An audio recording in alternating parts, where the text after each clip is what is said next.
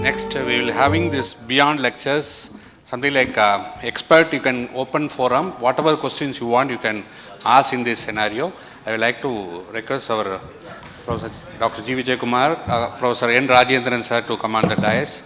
I request Professor Periyandava sir, Professor Pannisalvam sir, and Dr. Bhavdani madam, please come on the dais. Dr. Nalabrahma sir, please come on the dais. It is not only a panel question I am going to ask. Anybody can ask.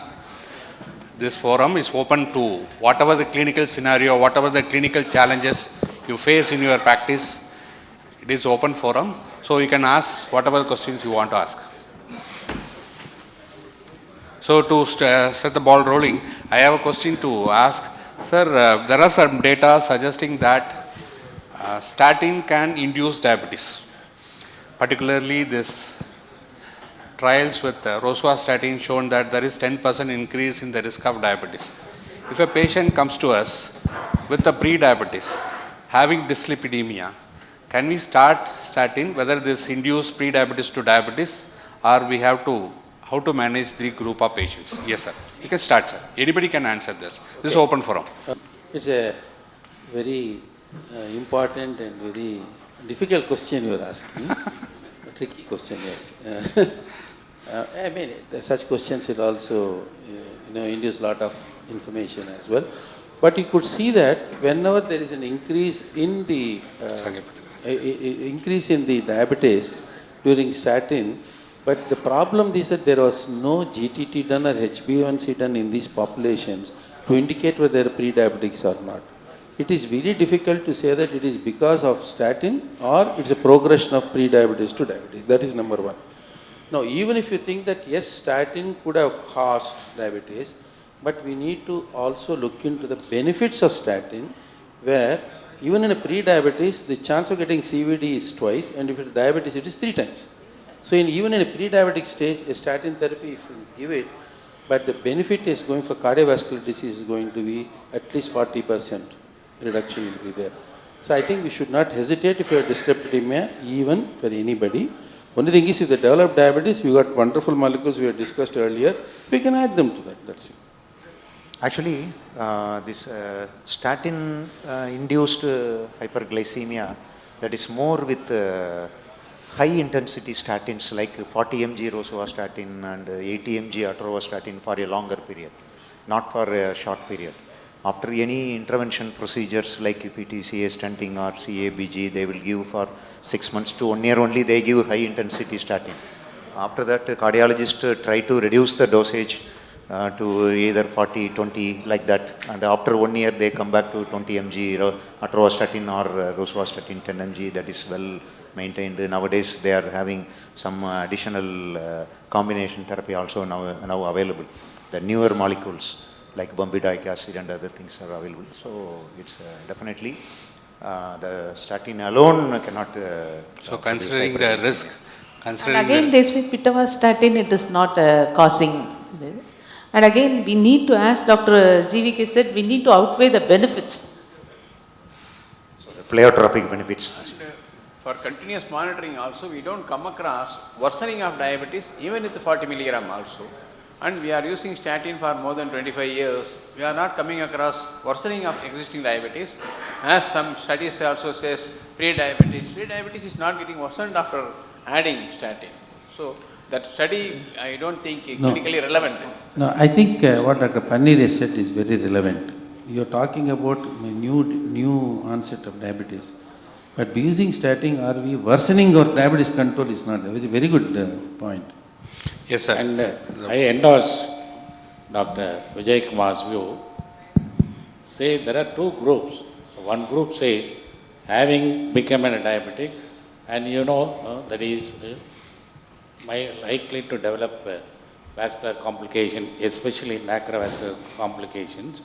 Instead of before that, the onset of the complication, nothing wrong in prescribing the statins right from the start. That is one group. And another thing is, and it is in a theory, that is in a pre-diabetic patients, that the coronary artery disease, the so-called the IGT, that is the macrovascular complication, right? And we have to prescribe that to the statins And as Panir has said, we have been practicing for more than 2 to 3 decades. We have not seen the patient's glycemic status as worsened just because of the statins. But the statins can produce some aberrations in the liver enzymes. I don't think that the glycemic. Any questions related to this? The issue is that as primary care, where a cardiologist looks into the patient after an event, but we look into that before the event, and we don't use 40 milligrams and all.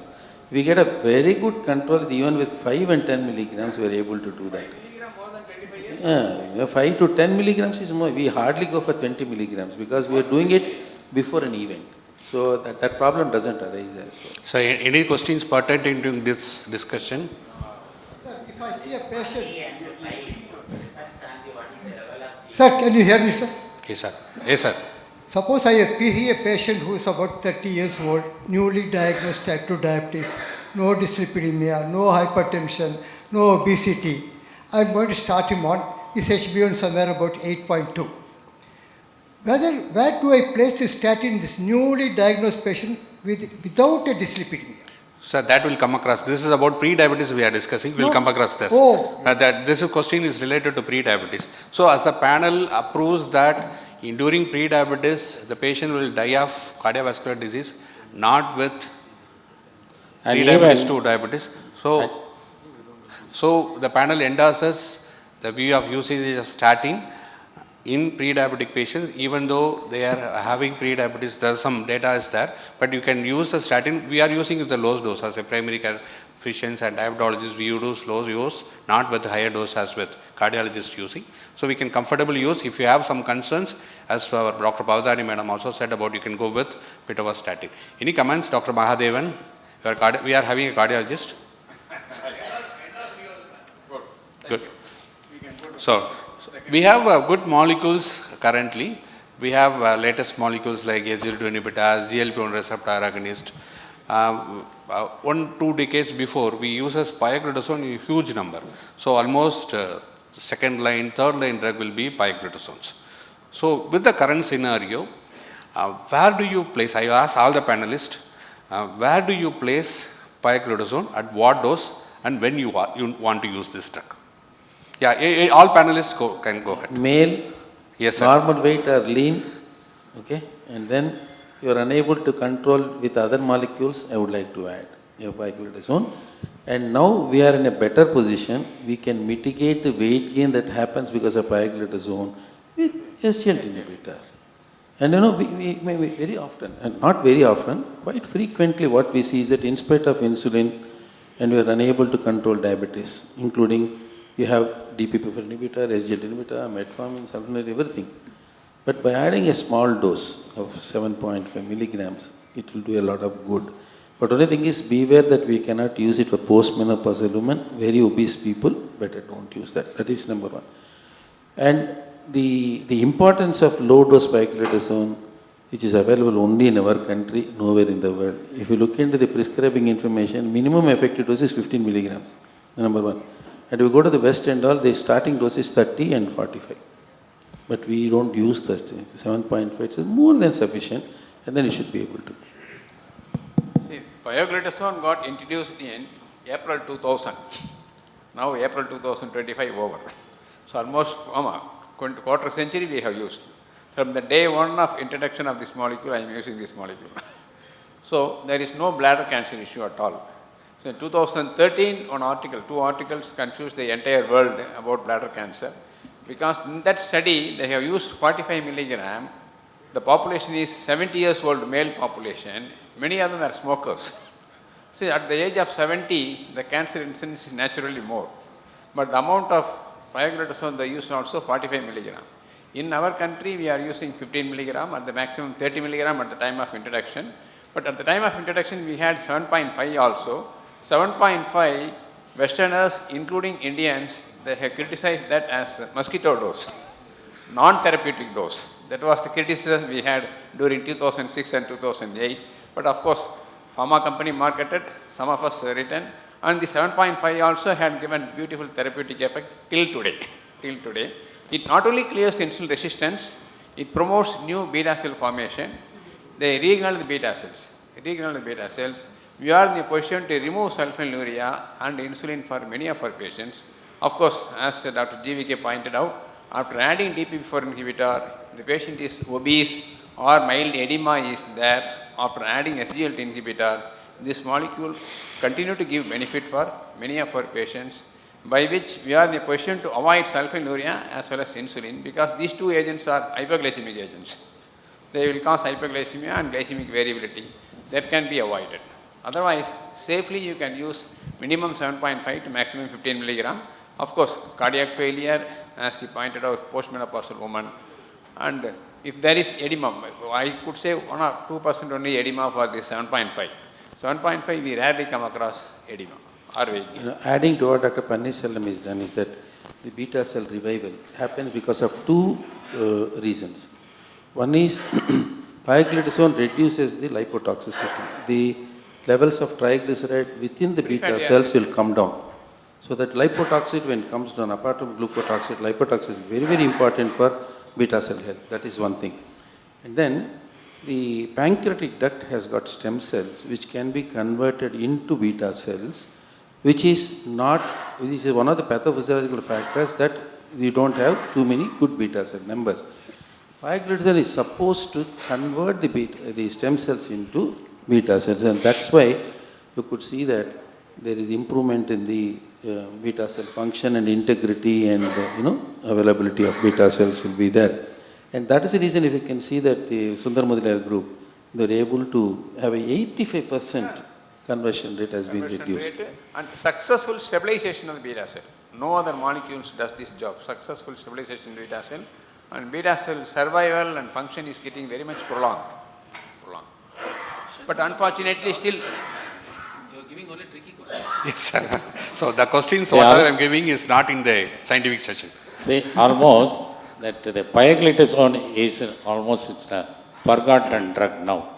And no, I am telling it, honestly speaking, after this entry of the newer drugs, gliptins, SGLT receptor and other things, and the prescription of this pioglitazone, which is a nuclear receptor agonist, that is a drug. And it can be prescribed when you find it difficult to tackle the insulin resistance. Though theoretically they say it produces the increase in the weight gain. Of course, for that reasons only, that is should not be prescribed for an obese individual and who are at the risk of developing the pulmonary edema, that is a cardiac events, that is especially in elderly.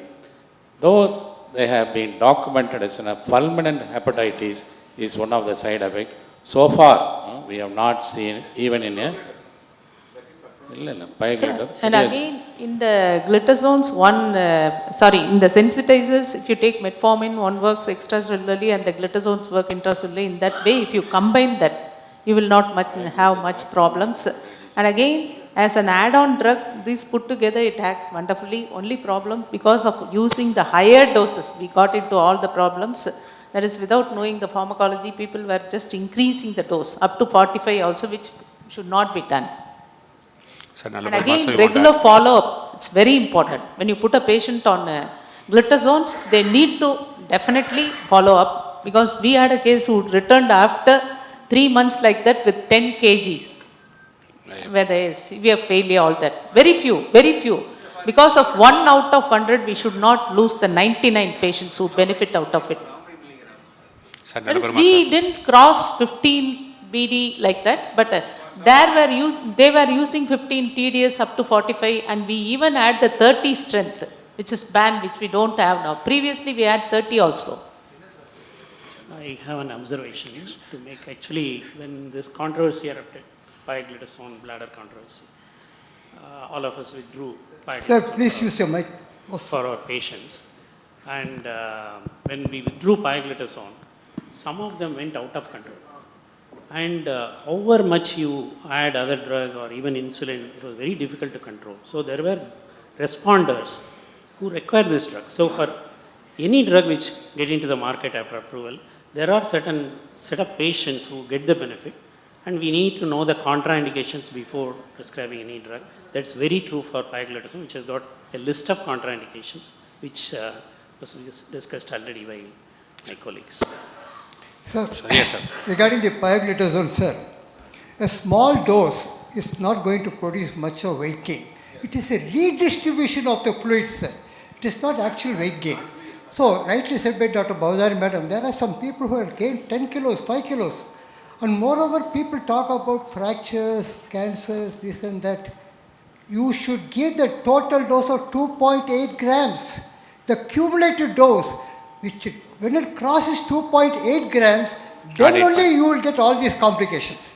2,800 kilograms. Even this weight gain you are talking about, that sir, is it not just a fluid retention, it is the change in the quality of the adipocyte as well. Visceral fat. So generally what we have is a white adipocyte which is lighter and insulin resistant, which is lighter in. When you give glitazones, what happens is that this white adipocyte is converted into brown adipocyte, which is smaller, which is smaller in size but more sensitive. It's a brown fat. So I think the conversion of it is also very important. One more thing is that lipid will also, there's a benefit of lipid also into that, but we are not using more than 7.5, we hardly use 15 even actually.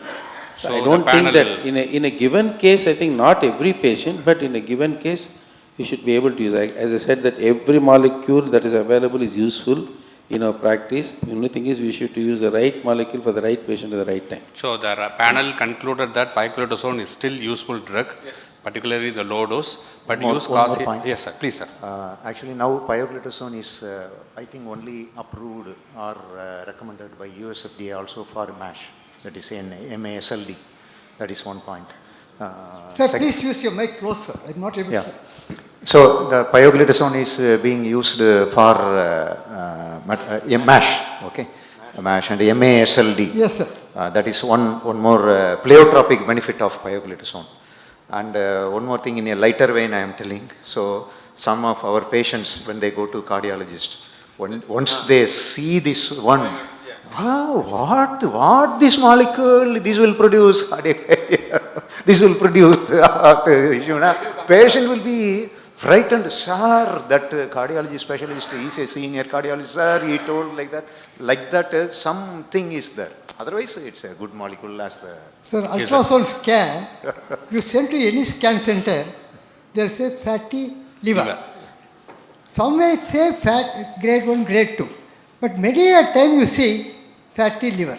Sir, that is what the diabetes is. So that is a hypertriglyceridemia, fat deposits in the liver, automatically fatty liver. That is why insulin resistance starts. That is why the diabetes starts. So we can give this that is molecule, why, yeah. sir. As a panel concluded that the pioglitazone is a still useful drug, but even in this current scenario, particularly the low dose, but used cautiously, particularly in the post-menopausal women, those who are having fracture risk, those who are having cardiac failure, those who are having diabetic retinopathy, all this group, particularly clinically significant macular edema, this group of patients, you should be carefully using this drug.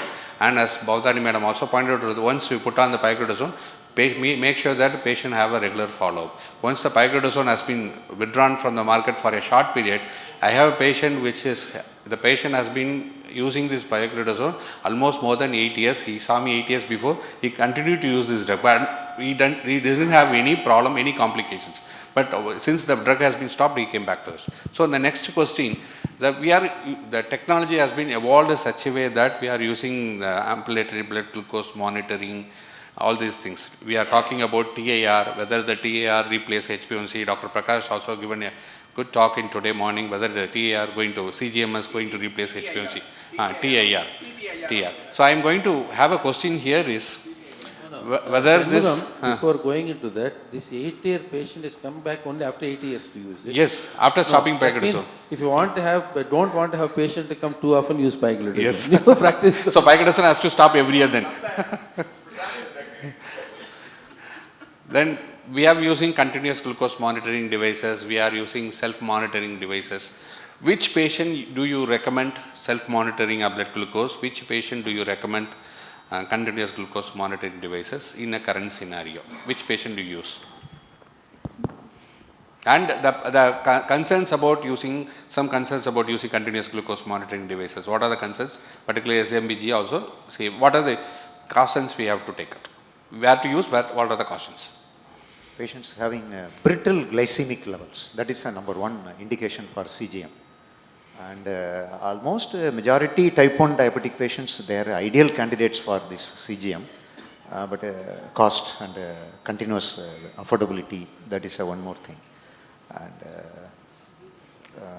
GDM in some Pregnancy. of the in pregnancy, wherein in GH we do 7-point profile periodically, then and there. Even that 7-point profile may not give the clear picture when it is going up and down. So in that context, that's not, it's a pre-GDM, not a GDM patients, they require very minimum insulin, they may not require this one. The pre-GDM patients, those who require more than 80, 90 units of insulin, 100 units of insulin per day, definitely they are the fit candidates for CGMs. Again, as you also asked about SMBG, that is in well-educated patients who can cooperate and regularly follow up, we can very well go for SMBG. That's very useful. And actually when you are doing this ambulatory glucose profile also, you should always calibrate with the SMBG and see both how it correlates. That's very important, especially in GDM. And all, hello? Hello? Now rather it has become a fashion to put this CGM, especially among the politicians and all the many VIPs. So without CGM, they are not considered as a diabetic patients. This is the mentality the patients go. And of course, partly it is true. Those individuals, they are subjected to tremendous amount of the stress, and they can look at that. In no way it is related to the diet and all this, the so-called the lifestyle modifications. At least as a consultant, you can tell them, say, look, this is a stress that is reflected in that hyperglycemia. This is one indication, probably it would not come in the papers, in the literature. In pregnancy, we use CGM, especially as Periander sir pointed out, in pre-gestational diabetic patients. Type 1 patients, it's kind of mandatory now because they have a lot of fluctuation, especially during the fag end of the first trimester. They have a higher propensity to go in for hypoglycemia. And these pregnant patients need to understand that the CGM targets are different in pregnancy. It is 63 to 140. It is not 70 to 180. So we have to reset the target 63 to 140. And for pre-gestational type 2 as well as GDM patients, 90% of the time they have to achieve TIR. Whereas for type 1 patient, there is some leverage given, around 70%, because of, again, the risk for hypoglycemia is higher in type 1 patients. So they need to be educated that these two are looking at different things. Like this is interstitial blood glucose, whereas capillary whole blood glucose is glucometer. Sometimes they parallelly do and get confused also, because there is a lag period also. It's about 10-15 minutes. Yeah, 15 minutes. All these need to be educated for them, because otherwise, whenever they get low episodes, they go into a panic mode and start gulping sugar. That is also quite common. Yeah. Regarding SMBG, better make the patient to use SMBG, all diabetics. I used to jovially tell in the patient meeting as well as professional meetings, everybody is having cell phone, whether they are poor or rich. And every house has TV with a remote. Similarly, every diabetic should have, not only the insulin taking patient, GDM patient or type 1 diabetic patient, everybody should have. Monitoring also, not only in the morning before food, after food, before lunch, 2 hours after lunch, before dinner, 2 hours after dinner. Depending upon the control, for example, if you come across fasting blood sugar 150, postprandial 250, you ask the patient to check the blood sugar every 5 days or even every alternate days, morning, afternoon, night. Once stabilized, then every week or at least every month, they can self-monitor and adjust the dose or adjust their diet or find out the mistakes they are making. Otherwise, make use of self-monitoring of blood glucose with the help of meter by encouraging all your patients. Of course, CGM, we all discuss. Selective cases, we have to use CGM. As I have mentioned in the morning, CGM cannot be continuously worn. 2 weeks you can wear. After 3 months, you can repeat also whether it is getting controlled or not. But it cannot be used continuously. Of course, 1 year CGM, 6 months CGM are going to come. They are in the pipeline. It will come very soon. Till then, we can make all our patients to undergo self-monitoring, either weekly basis or at least monthly basis, not only in the morning, afternoon as well as in the night. All pre-meal less than 110, post-meal less than 160. Definitely A1C is getting maintained at less than 7. If you maintain that, definitely you can avoid all complications. Of course, this is not being applied, even though the meter is cheaper, strips are cheaper for the last 15 years. 20-25 years before, meters were sparingly available, strips cost also high. Now we are not making use of the meter effectively for our diabetic population, for effective good control. No, for your Especially exact when you are question, putting a patient on AGMS, the first 3-4 days, ask them to review in between 2-3 days. Let them take a full list of whatever they are eating. Sometimes they may be eating puri, this other time idli, and we can very well see that particular patients for which food it is going up. Is it for rice or for wheat?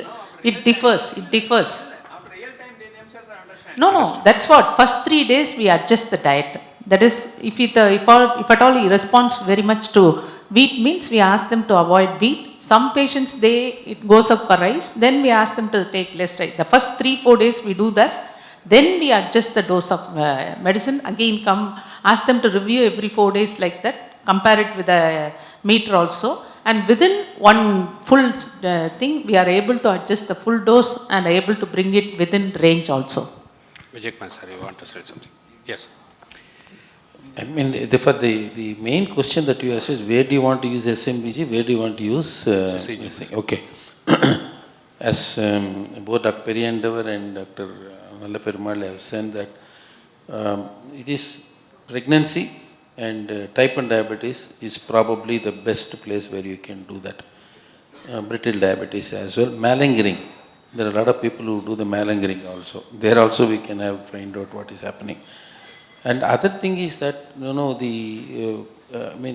as far as SMBG is concerned, it should be widely used, as Dr. Pannisalam is telling. Because any type 2 diabetic, whether you are an insulin or not insulin, once in a fortnight, once in a week, let them do it. There's no problem. And especially with those people type 2 diabetes who are on insulin, who cannot afford to go for CGMS or the ambulatory glucose level, AGP, where you have to use only the glucometer reading. But mind you, whom you are suggesting the SMBG and as well as this, because there are sector of patients who get crazy. They overdo this and they get crazy and they get into anxiety because of the blood glucose levels. We need to educate them before using them, and we should be very careful in also counseling them regarding this actually. They get crazy, I'm telling you. True. Yes, And sir. we get a lot of phone calls, you'll be disturbed. Yes, sir. So as a panel, concluding that CGMS is, yes sir, you have a question, yeah. Yes. Whenever you see a diabetic patient, it is mandatory all the diagnosis advise the patient to go for a glucometer. It is not that costly. It is hardly 500 to 600 rupees. Without a glucometer, it is something like driving a car without a brake. No, glucometer is free. Glucometer is free. Only strips you need to buy. That's all, sir. Same thing with hypertension. Without a BP apparatus, it is equal to driving a car without a brake. So this is mandatory. This should be along with the diabetic education. It is not very costly. Without that, you cannot manage your patients. True, sir. So current scenario, obviously everybody accept that we No. need to monitor. Again, to say that there are no studies to say that by spending or doing these things, whether it is going to be health effective. So there are two things, cost effectiveness and health effectiveness also should be considered. So you need to do that actually. Whether if you start doing these expensive gadgets for every patient, it is not going to be cost effective or health effective. Yeah, obviously the panel approves that we need to monitor the patients for better glycemic control. The monitoring ways only that differs, whether we go with CGMS or continuous glucose monitoring, depending upon the patients and affordability. We know that cost of CGMS come across 5 to 7,000. If a cost will come down in future, definitely the number of patients usage will CGM will increase. So currently we are using more of SMPG. Now some patients are intended to use a CGMR, we are using it. So both devices will have a usage in our clinical scenario. Now we have another question, sir, to the panel. So, sir, Vijay Kumar, sir, we have another question. This discussion is over for CGMS. We have studied about Somagi phenomenon in our books. We are not talking about much about Somagi phenomenon.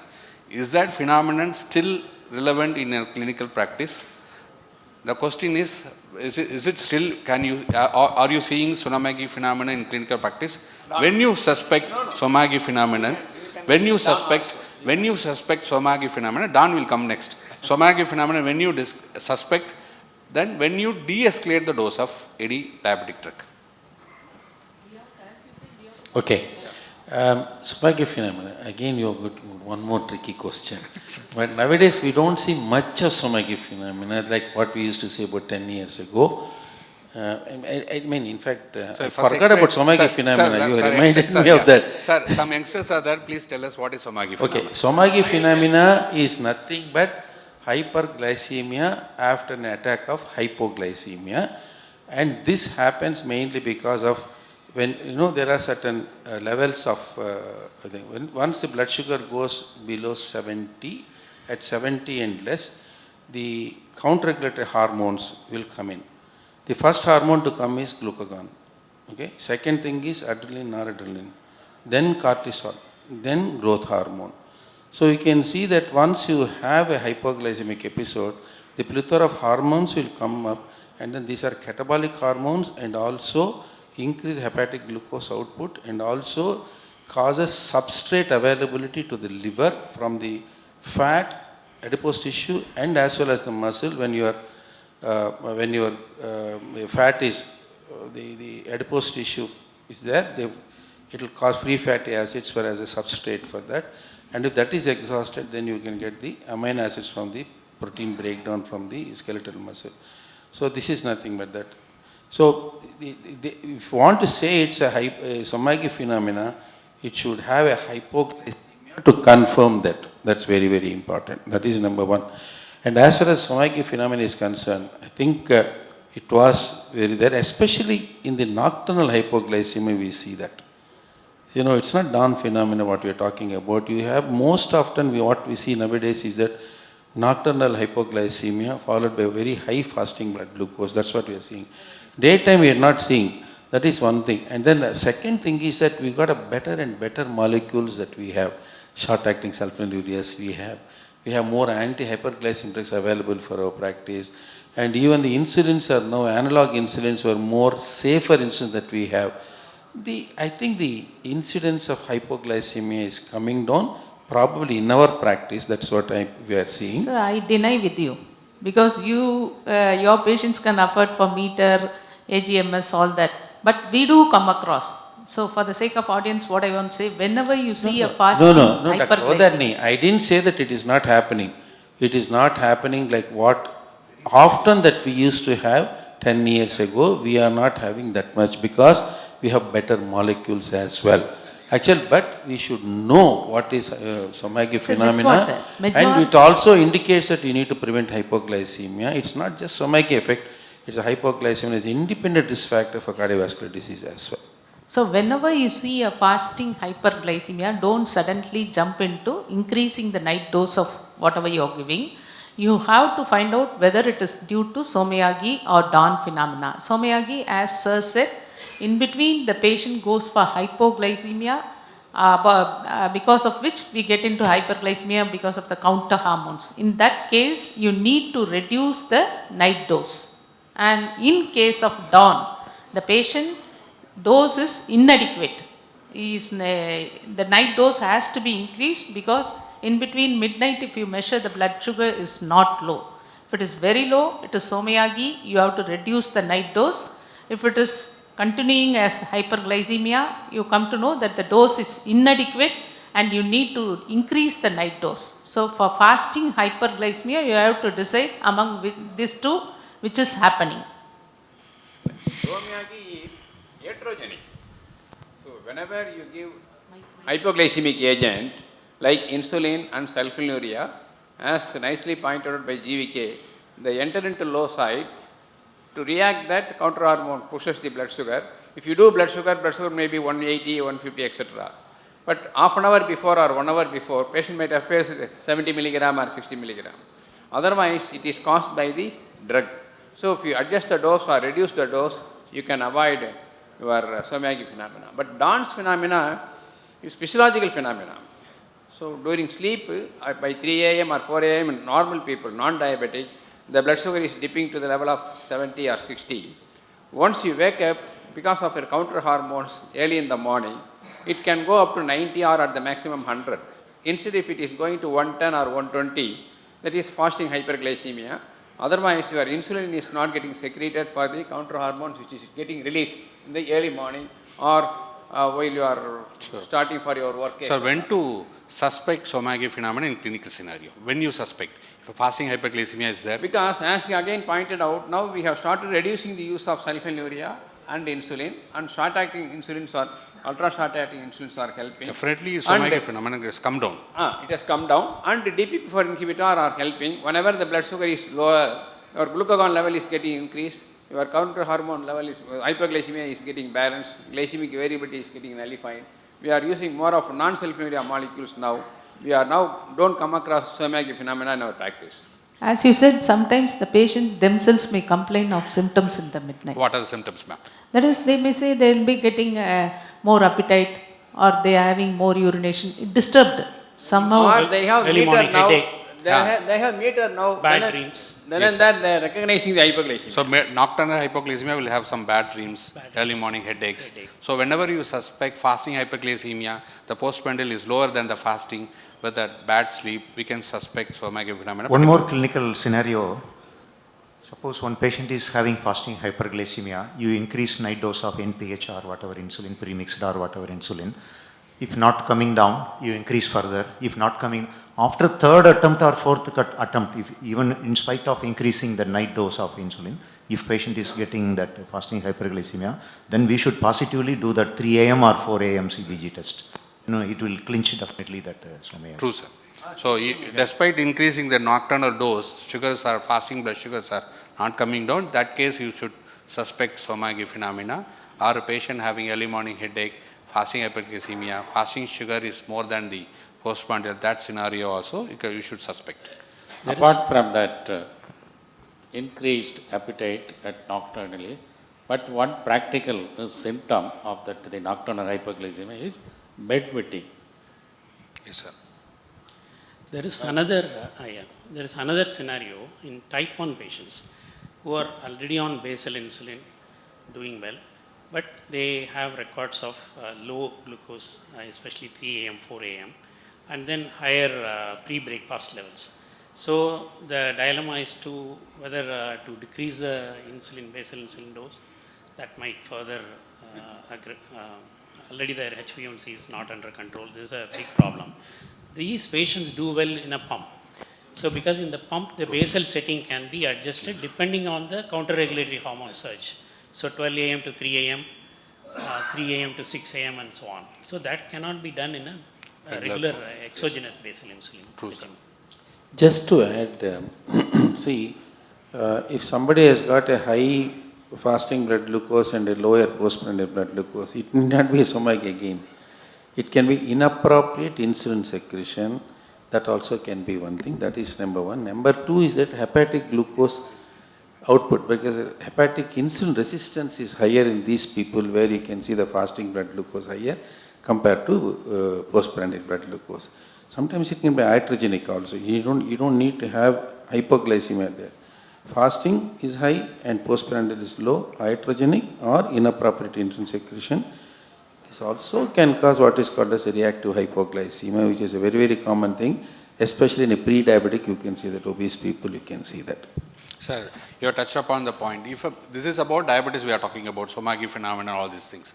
So how do you discuss about if a patient non-diabetic, some relatives comes with a master checkup, fasting is 120, postprandial is 90. What is your take on in this? How do you suggest? What do you suggest? What is HbA1c? HbA1c is 5.7. Don't worry. See, they have to. Sir, Dr. Shanmugam, we do come across such patients with only fasting hypoglycemia, the postprandial is well under control. We come across in this genetic predisposition, if it is very high. If you have more number of patients in the family, we do come across fasting hypoglycemia. That is called as After food, the blood sugar as well as amino acid and free fatty acid is getting elevated. They effectively stimulate the beta cell, releases insulin. The beta cell should release appropriate amount of insulin. Instead, it increases the secretion, by which the PP blood sugar is lower than that of the fasting. But it's a clue for us, it's a pre-diabetic, they are all future candidates for diabetes. So for such a group, they should avoid high glycemic index diet, do some exercise, let them take plant-based fiber-rich diet, then monitor those cases. They are all future diabetics. To prevent diabetes, we have to give prevention advice. Otherwise, inappropriate use of insulin because of beta cell. It is a pre-diabetic phenomena. In fact, Tamil சொல்லணும் அணைய போற விளக்கு பிரகாசமா எரிஞ்சு அணையும். Likewise, that is that the remaining beta cells which they secrete that the insulin to their maximum capability, and that produces that the postprandial hypoglycemia. At one point in time, over a period of time, that the remaining beta cells also lost their integrity and the patients become overt diabetics. So the treatment of that conditions is, as Dr. Pannisalam nicely told, you give small frequent feeds within a low glycemic index. That is the management. Thank you, sir. Of course, weight reduction. As a panel concluded that if you come across a normal non-diabetic patients, fasting is higher than the postprandial, we should not keep quiet. This is because of, we know that insulin secretion happening in first phase and second phase. During this phase, the second phase insulin secretion is more pronounced and more prolonged. That is why these people are developing hypoglycemia chances. Sometimes they have early morning hypo symptoms. They tend to eat more. They eat more sweets. They end up in diabetes earlier. So as our Rajendran sir also pointed out, we have to educate about them. Diet, frequent small diet and losing weight will have a prevent. It is not pre-diabetic. It is pre-diabetic. Even pre-diabetic, there is a stage called pre-diabetes. These are a group called pre-diabetes. So Shanmugam, in case if the reactive hypoglycemia is very symptomatic, we can try acarbose. Yes, acarbose also helps. No, So another question. the other one which is very good drug for this is that SGLT inhibitors as well. Because what they does is that they reduce the insulin secretion as well actually. So this apart from acarbose what she is talking, what I find is that for reactive hypoglycemia and inappropriate insulin secretion, SGLT inhibitors are there to reduce the insulin output and also improve the insulin sensitivity as well. True, sir. So another common scenario come across nowadays, we are having so many young diabetic patients, newly detected diabetic patients.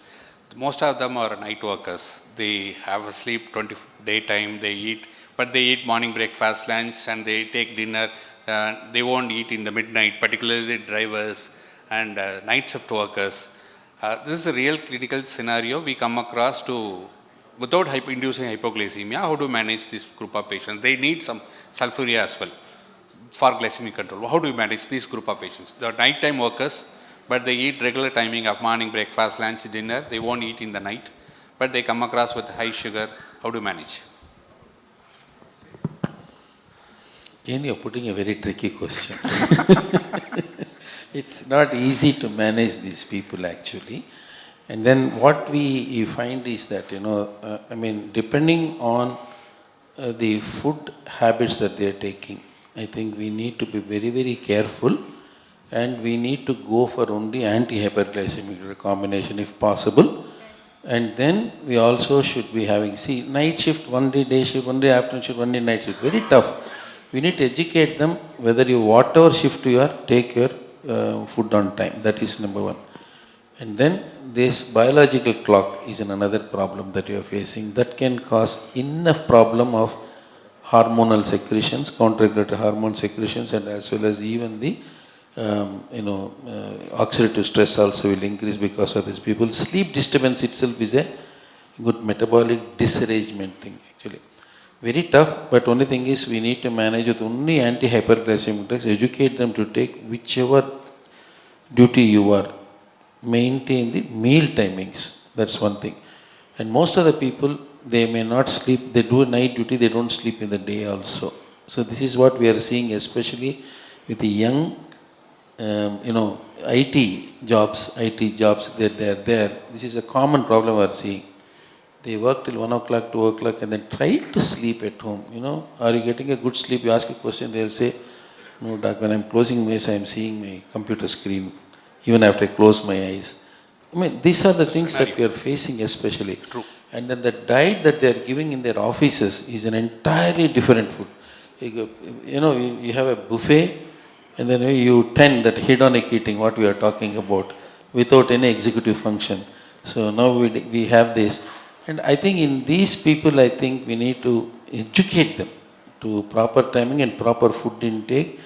And most of the offices have got even gym for there actually. We should also allow them to do some exercise there. And these are small things, but it makes a huge difference that we can think about. True, sir. Sir, as Jivika sir said, it's a tricky situation, and I used to pity for them.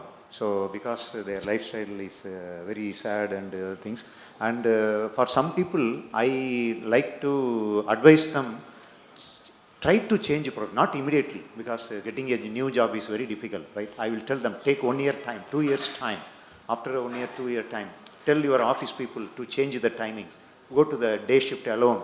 Like that, some advices I will give. It's very difficult to give advice. Sometimes you cannot, we all are traveling by flight. Every flight is in the midnight. All has to work, otherwise we cannot go. So it's not possible. As Dr. GVK said, we need to advise them. That is, when they are awake in the night, they can go for hypoglycemia. They need something should be taken in the night also, when they are working in the night. So we need to advise properly, according to the job, what they do.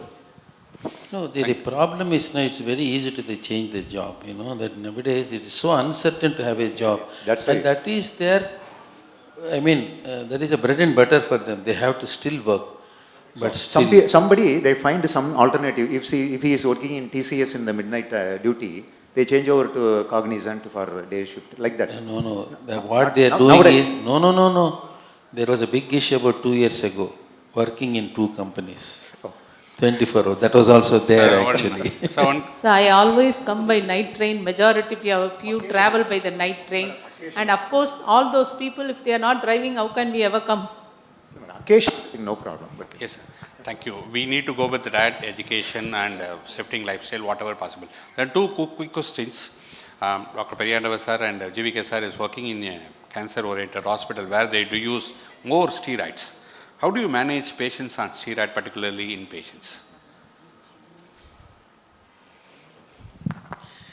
Okay, this is again... Easy question. It's an easy question, sir, for you. Yeah, maybe yes.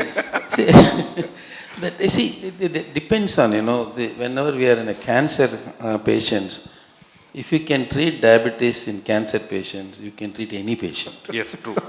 Because we are trying to see, generally we have healthy patients in the hospitals. We have most unhealthy patients in the hospital there. That is what we are facing. Both even Dr. Periyandava and me are facing the same problem. See, it depends on the feeds that they are taking, whether taking normal diet or they are in nil oral or they are in enteral feeds. Very often we have parenteral feeds which are like, lipids TPN, and other things total will be parenteral there. nutrition, Yeah, yes. total TPN. TPN will be there. Total parental nutrition. So now, the second thing which comes is that we need to ensure that food intake is there. That is number one. Whether it is central feed or whatever it is. And then the type of steroid what you are using is also very important. When you are talking about steroids, there are various steroids. Suppose, for example, you take hydrocortisone. 50% is glucocorticoid effect, 50% is mineralocorticoid effect.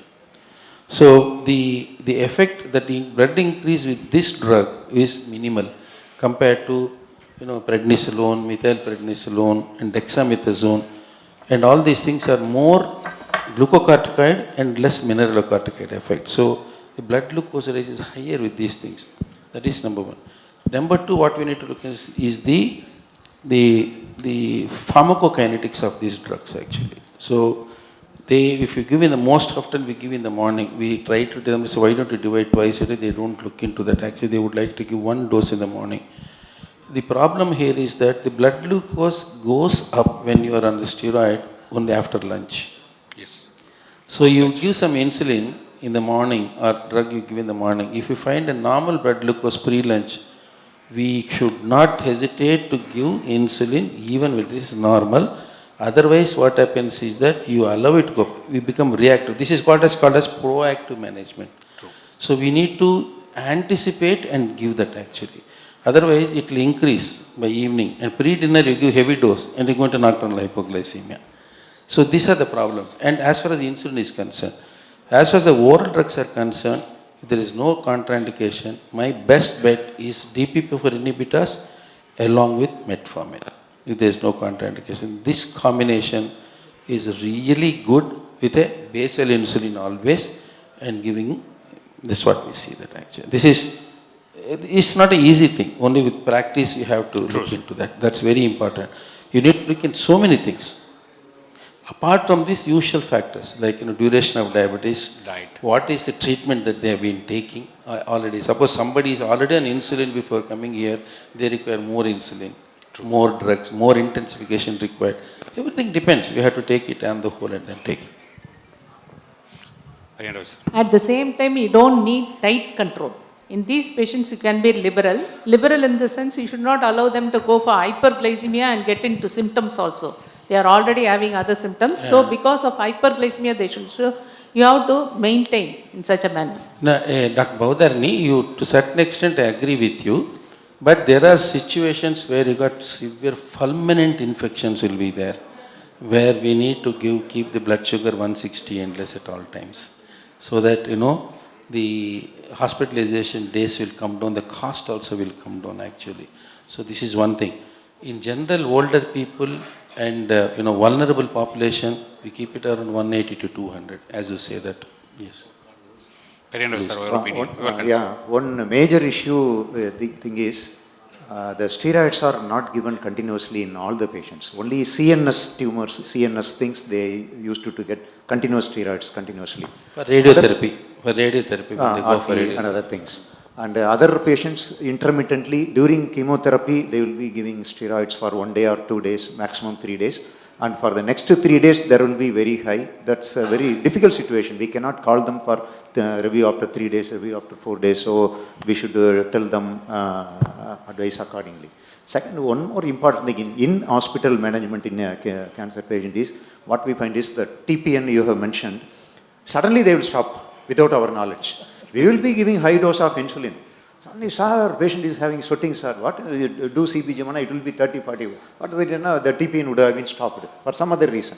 Either the patient would have been gone for either some MRI scan, 2 hours. For that, what I do is that I add insulin to the TPN. Yes, sir. That's the best way, safest. Add TPN to add insulin to the TPN and it is safer. And then you have raised a very important question. It should be temporary. At the time of discharge, suddenly they will discharge the patient without even the diabetic opinion. No, that's what happens. But what we need to do is that, as you say, that day 1 to day 5, the steroid will be there. So we need to very, very careful. We need to explain to the patient, this, whatever the dose I am giving is only for the 5 days and not for after that. It is not easy. So prescription giving is the most important thing so that he doesn't have any trouble going home. Very important. So prescription is a Very, very important. Explaining to the patient is also very important. sir. Discharge advice on the day of. Thank you, sir. Thank you. Actually, why I asked so much difficult question is the session is beyond, coined in such a way that beyond lectures, the expert will hit sixes with the spin balls and Google balls. That is what I had a very difficult question. Congratulations Thank you. for bringing such questions. Yes, yes. In fact, it's a food for thought for Yes. us as well. Thank you all the panel members for making it as more useful to all the aides. Thank you all. Thank you panel members. Next to the session. Sir, Yes, sir, you have, yeah, please, sir. Quick, sir. India lived in villages. I am from village. So, the diabetes is the patient-centered care. Most of the patients are living in villages. So, ideally, it is being a patient-centered care, our concentration towards patients, we were all big professors. You have to teach a lot of people, you have to give information to a lot of people. HCP were creating a lot of HCPs. So, but actually, in villages, the doctors should be trained to empower the patient. Patient empowerment education. Being patient-centered, very, very difficult to educate the patient. But for that, basically, the HCP, healthcare provider, he should be trained. The diabetologist should be like a football coach, volleyball coach. He should be a lifestyle coach. So what all he teaches and preaches, he must follow in his life. Naturally, patient will follow what all you do. This I am talking from my experience. True, sir. To That is, start with, patients are not following it. See, patients who are on insulin, once they start following it, they see the comfort of it. Then, see, after 2 years, I stopped insulin. Almost for 10 years, without any insulin, that is, their own insulin is acting. So that you have to educate the patient, repeatedly you have to explain to the patient. Not only that, it is a teamwork. First of all, it should be a family team. The father, mother, children, you have to empower everybody. Is it easy to do, include them? Very difficult. Whatever you take, I'm not okay, you another you or another putting into the field. See, that's all you have to expect. And when this is my experience, see, in my experience, one simple word, which I am following in so many conferences I was talking at, that is super brain yoga. I think you heard about that. You go to the net and find out. So I am doing it the past 25 years. That is, நம்ம தோப்புக்காரடம். சரி, அதனால தான் இந்தியாவில் பாருங்கள், முழுமுதற் கடவுள் விநாயகர். ஒவ்வொரு கிராமத்துலையும் முச்சந்திலையும் பார்த்தீங்கன்னா பிள்ளையார் கோயில் இருக்கும். பிள்ளையார் இப்போ என்ன பண்ணுறாங்க, இப்படி உங்களை ஆரம்பிச்சிட்டாங்க. யூ காட் இப்படி உட்காந்து இருக்கணும். I am doing it past 250 per day, 25 years, not 2 days. that's great of you, sir. That's great of you. No, Actually, no. this is a That's panel, shall sir, explain. this is a panel, whatever you said, everyone practicing that. This is a panel to discuss about the challenging Now, questions. at village also it is getting improved through Maklai Thedi Maruthavam. To certain extent it is getting improved. Yes, sir. Further improvement also will be there in future. Yes, sir. Thank you, sir. Thank you all the panel members. Over to the next session. Thank you. Thank you, one and all. Thank you, Ushan, for nice.